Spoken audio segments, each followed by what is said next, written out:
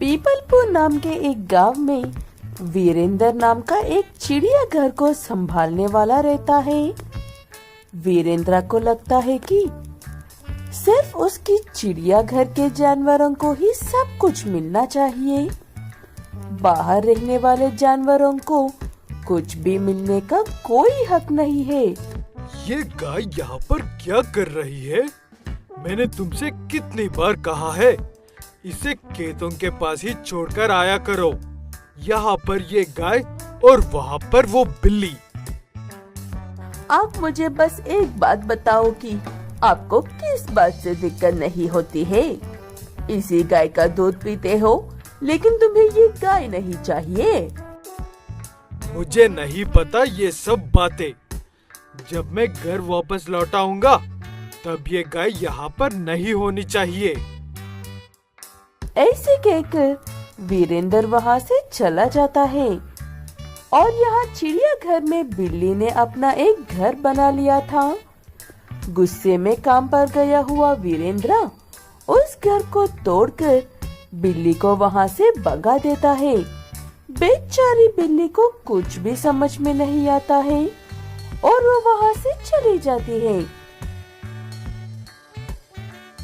बाजार में सामान खरीदने के लिए आई हुई गीता को वो बिल्ली नजर आती है और बहुत प्यारी लगती है और उसे अपने घर ले जाकर पीने के लिए दूध भी देती है। आराम से पी लो, लगता है बहुत भूखी थी। तुम दूध पीते रहो, मैं अभी आती हूँ। घर के बाहर शोर था। वीरेंद्र गुस्से में वापस आकर गाय का घर तोड़ रहा था और गीता जाकर उसे रोकने की कोशिश कर रही थी। दूध पीने के बाद बाहर आकर वो बिल्ली वीरेंद्र को देखकर ऐसे कहती है, अच्छा, तो ये घर इस व्यक्ति का है। मुझे यहाँ से जाना होगा, वरना बिना वजह इस अच्छी सी महिला को बातें सुननी ही पड़ेंगी। ऐसे कहकर वो बिल्ली वहाँ से चली तो जाती है, लेकिन उसके दिमाग में से ये बात नहीं जाती है कि गीता उन गायों के घर को बचाने के लिए कितनी कोशिश कर रही थी। तो चुपके से वो बिल्ली वापस आकर अपनी शक्तियों का प्रयोग करके उन गायों के घर को पहले से अच्छा कर देती है। अगले दिन सुबह उठकर गीता और वीरेंद्र दोनों हैरान हो जाते हैं। ये तुमने कब किया जिद्दी महिला? कल ही तो कहा था ना मैंने। इतनी जल्दी इतना अच्छा कैसे बना दिया? गीता सोच रही थी कि वीरेंद्र ने अपनी गलती का एहसास करके खुद ये घर बनाया था, लेकिन वो भी हैरान था। इसलिए गीता उसके सवाल का कोई जवाब नहीं देती है। वीरेंद्र जाते जाते उस घर को भी तोड़कर चला जाता है। पता नहीं इस व्यक्ति को कब अकल आएगी। इधर उधर से इन गायों के घर के पीछे पड़े हैं। दुखी मत हो गीता, मैं भी तुम्हारे पति की इस आदत को झेला है। मैंने ही बनाया था कल वो घर, और आगे भी करूंगी तुम्हारी मदद। ऐसे वो बिल्ली कहती है कि वो एक मायावी बिल्ली है। हैरान गीता हाँ हाँ कहते हुए उस मायावी बिल्ली की सारी बातें सुनती है। बस बिल्ली फिर से उन गायों का घर बनाती है। थका हुआ वीरेंद्र अगले दिन सुबह उठकर गायों का घर तोड़ूंगा सोचकर सो जाता है। लेकिन सोने के कुछ ही देर बाद उनके घर पर जोरदार बारिश बरसने लगती है। तेज हवा भी शुरू हो जाती है। गीता ये बात जानती थी, इसलिए चुपचाप जाकर गाय को घर में जाकर बैठ जाती है पहले से। लगता है ये घर टूटने वाला है। गीता, गीता, कहाँ पर हो? जल्दी से बाहर चलो। गीता जानती थी कि ये सब होने वाला था, इसलिए वो पहले ही जाकर गायों के घर में बैठी गई थी। वीरेंद्र उसे ढूंढते हुए जाकर खुद भी उन गायों के घर में ठहर जाता है।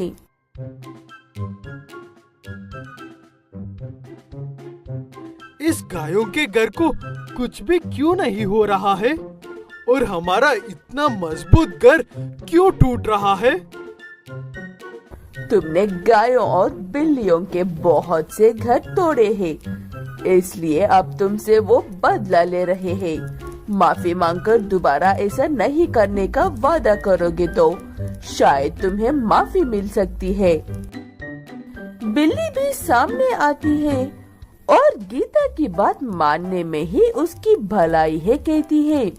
बिल्ली को देखते ही वीरेंद्र को उसके चिड़ियाघर की याद आती है और वो तुरंत ही उससे माफी मांगने लगता है। तुम तो वही बिल्ली हो ना? मुझे माफ कर दो। मैं जानवरों से प्यार तो करता हूँ, लेकिन सिर्फ अपने चिड़ियाघर के। उसके बाद वो बारिश भी बंद हो जाती है और वीरेंद्र का घर भी ठीक हो जाता है। उस हादसे के बाद वीरेंद्र बिल्कुल बदल जाता है और फिर कभी किसी जानवर का घर नहीं तोड़ता है।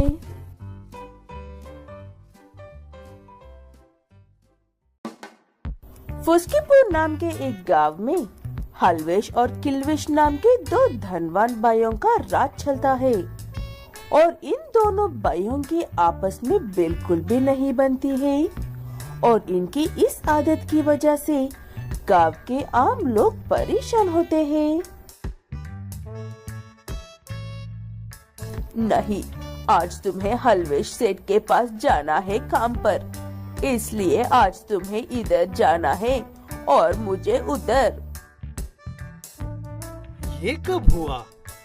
तुम अकेली ज्यादा काम नहीं कर पाती हो, इसीलिए तो हम साथ जाते हैं और मैं तुम्हारे हिस्सा का काम करता हूँ। इसी वजह से किल्विश को लगा कि तुम ज्यादा काम करते हो और उसने सुबह आकर ये बात बताई थी कि तुम्हें आज उसके यहाँ जाना है। हलवेश और किल्विश दोनों भाई लालची और कमीने हैं। उन्हें लोगों की तकलीफ नजर नहीं आती है, उन्हें बस एक दूसरे के ऊपर उठना आता है। लोग अकेले में एक दूसरे को अपनी तकलीफ सुनते रहते हैं काम के दौरान, और ये बात भी उन भाइयों की नजर में पड़ जाए तो एक मुसीबत ही है। क्या बात है गीलो भैया, आज यहाँ पर आए हो और अकेले क्यों आए हो? भाभी जी कहाँ पर है? तुम तो सब जानते ही हो ना भाई, हमारे हाथ में क्या होता है। वहाँ पर भी जैसे तैसे कर रहे थे, यहाँ पर बुलवा लिया। अच्छा, तो यहाँ पर मेरी बुराई हो रही है।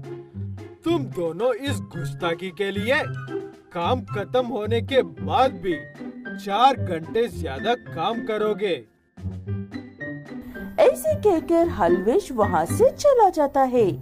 उसके जाने के ठीक कुछ ही देर बाद गोलची पहले काम छोड़ता है, उसके बाद गांव छोड़कर वहाँ से भाग जाता है। लेकिन गीलू ऐसा कुछ भी नहीं कर सकता है, इसलिए सारा काम खत्म होने के बाद भी 4 घंटे काम करके घर लौट रहा होता है।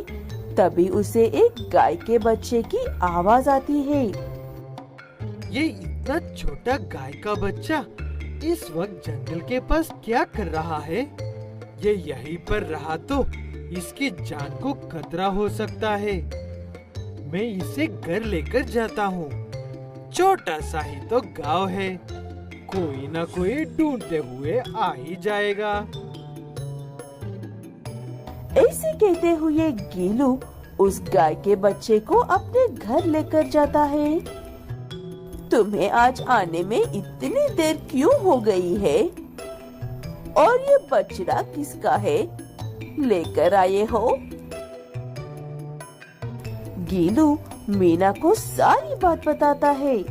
उसकी बात सुनकर मीना और वो गाय का बछड़ा बहुत दुखी होते हैं। उसके बाद बछड़े को घास डालकर खुद भी खाकर सो जाते हैं। अगले दिन सुबह उठकर देखा तो गाय के बच्चे की टांगे ऊंट की जितने लंबी हो गई थी।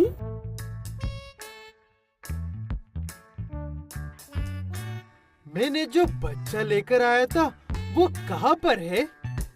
और ये क्या चीज है हमारे आंगन में? सब कुछ तो वैसा ही है जी, सिर्फ टांगे लंबी हो गई है। ये वही बछड़ा है, पता नहीं इसकी टांगों को क्या हो गया है। आप लोग घबराओ मत, मैं एक मायावी बेल हूँ, मायावी नगरी से, और मेरी शक्तियाँ हमारी नगरी के बाहर सिर्फ दिन के उजले में ही काम करती है।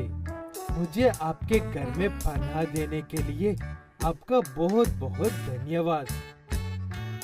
ऐसे उनके बीच में कुछ बातें होती है। गीलू और मीना गांव की समस्या के बारे में बताते हैं। उस लंबे पैर वाले बैल वो सुनकर बहुत दुख होता है, इसलिए वो पहले मीना और गीलू के घर को अच्छा और बड़ा बना देता है। उसके बाद उन लोगों के लिए एक बड़ी सी सुपरमार्केट भी बना कर देता है। इस सुपरमार्केट को चलाकर आप दोनों अपनी जिंदगी आराम से गुजारा कर सकते हो। आओ अब गांव में बाकी लोगों की मदद करते हैं। ऐसे गांव में चलते चलते हर सड़क और हर टूटे फूटे घर ठीक करते हुए चलता है वो बैल। लोग इस बैल को और उसके साथ मीना गीलू को देखकर हैरान थे। गांव में इतना सब हो रहा था और ये बात दोनों भाई किल्विश और हलविश तक पहुंच जाती है और वो दोनों भी वहां पर पहुंच जाते हैं। गीलो, ये बैल मेरा है, इसे जल्द से जल्द मेरा घर पहुंचा दो। समझ में आ ही गई है ना मेरी बात तुम्हें? वो बैल मेरा है, याद रखना गीलू। वो लंबे पैर वाले बैल मेरे घर नहीं पहुंचा तो मैं तुम्हारे पैर गायब कर दूंगा। अच्छा, तो तुम ही हो वो दोनों राक्षस जो इस गांव के लोगों को परेशान करते हो। मैं तुम्हें अपने घर साथ लेकर जाऊंगा और तब तक नहीं छोड़ूंगा जब तक कि तुम्हारी अकल ठिकाने ना आ जाए। ऐसे कहते हुए वो मायावी बैल उन्हें अपने साथ ले जाता है और वहाँ पर उनसे खूब काम करवाता है। यहाँ पर वो दोनों भाई ना होने की वजह से सारे गांव वाले मिलकर जश्न मनाते हैं और अपनी मर्जी के काम करके खुशी खुशी रहने लगते हैं।